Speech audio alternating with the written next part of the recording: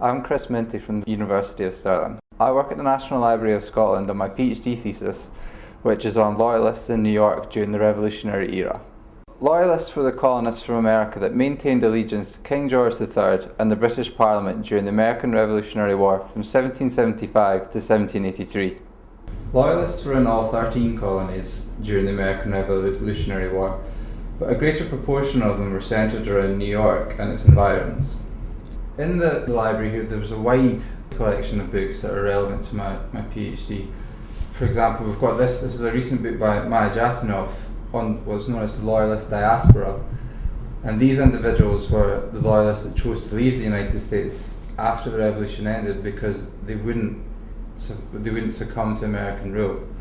We've got another recent book focusing this time on New York City by Ruma Chopra. This is another recent book where Loyalists, they described the revolution as unnatural. They couldn't understand why the patriots were going to war. We've also got, there's a selection of older texts relating to the rare books and manuscripts division here at the National Library. We've got a first edition of Common Sense written by Thomas Paine in 1776. And this text has been described by many as one of the real reasons for convincing people to go towards independence. And from that there was a response published 1 month later by Charles Ingalls, Irish Scots-born loyalist who was an Anglican minister who'd been in the colonies for over 10-15 years, and he released, this is a sort of a rebuttal to everything that Thomas Paine had written. There was a pamphlet war from 1774 to the start of the revolution in which would-be patriots and would-be loyalists argued about the tyrannical nature of the British Parliament and the reasons or the benefits for staying part of the British Empire. And Ingalls was one of these pamphleteers. He wrote a series of pamphlets along with a number of other Anglican ministers who they're all friends, they all knew each other.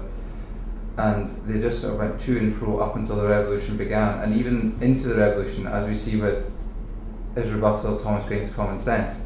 The Loyalist pamphlets that were released, they all read one another's to make sure that they were factually correct and grammatically correct.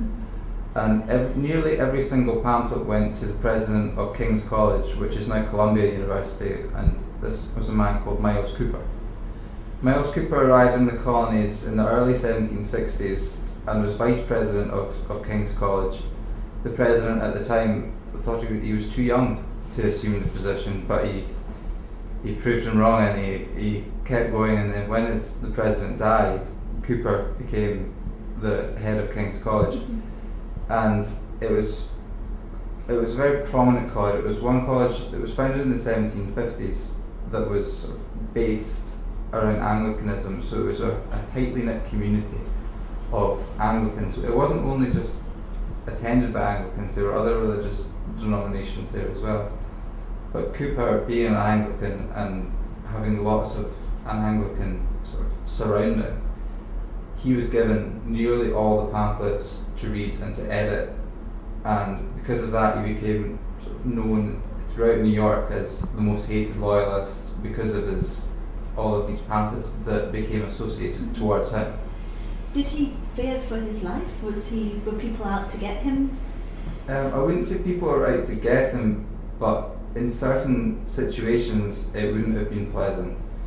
If he was to go to sort of a radical tavern, he would be sort of castigated and ostracised. As the tensions escalated, what happened to him? What did he do? Cooper, because of his position as president of King's College and sort of one of the leading Anglicans in New York, if not the colonies, he decided to leave.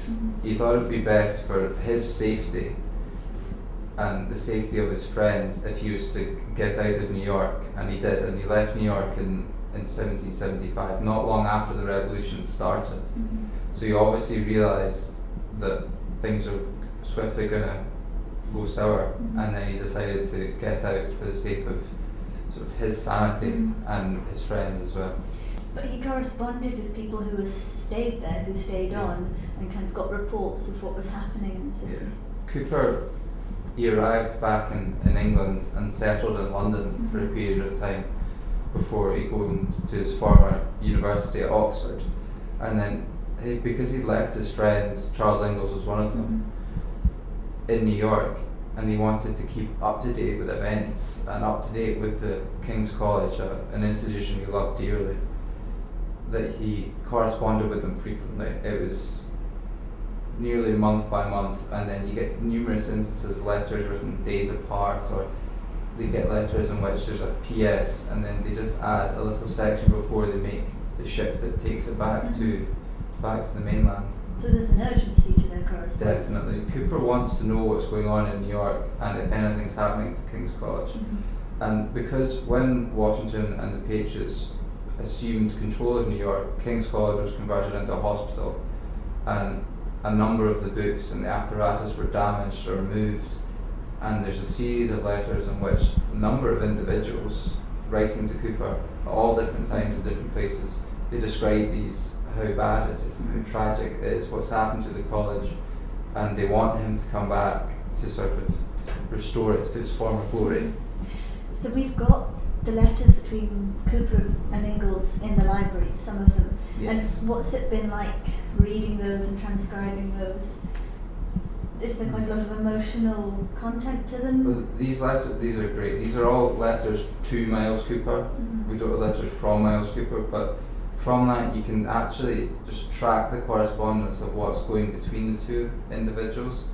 For example, they describe events in the Revolution as it goes pretty much month by month, and events involving numerous generals and numerous politicians, and they offer little comments on other, what they think is seemingly insignificant, but it turns out to be of huge importance. There's little comments regarding other individuals, the cities, there's poverty, the military. It's all sort of ingrained within their words, and even though they're writing in a very formal language, which is something to always remember when you're reading these letters, is this wouldn't have been how they spoke. They wrote in a more formal tone, but the personalities of each individual always comes out, and in nearly every letter there's something relating to Cooper coming back. And it's almost as if you're reading his letters to Ingalls and to other loyalists, that he's saying, I want to come back, but he never could, because they were constantly advising him that he shouldn't come back. And a lot of the times the reasons were because King's College was in too much of a state that they didn't want him to see it that way. There's a letter it's in late 1776 from Charles Ingalls to Miles Cooper, and in this letter he passes a comment, it's only in a single paragraph, about Benjamin Franklin travelling to France to secure their intervention in the Revolutionary War. And in it he describes it as a small, insignificant detail that the British will easily be able to deal with.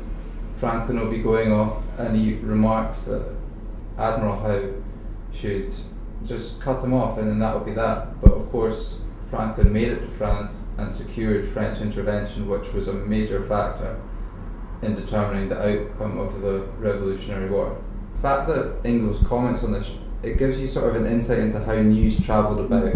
It was sort of hearsay, little bits of information was passed just by word of mouth, and because it would have been published in the newspapers, it would have taken days, but Cooper wouldn't have received these newspapers, so Ingalls just offers comment, and then he describes in a few interesting phrases what he thinks about Franklin's mission. Cooper and Ingalls' relationship they kept it up throughout correspondence, but when Cooper moved up to Edinburgh, his correspondence sort of dies away, and then Ingalls eventually returns to the colonies and moves to Canada, and then sets up a very prominent rectory there.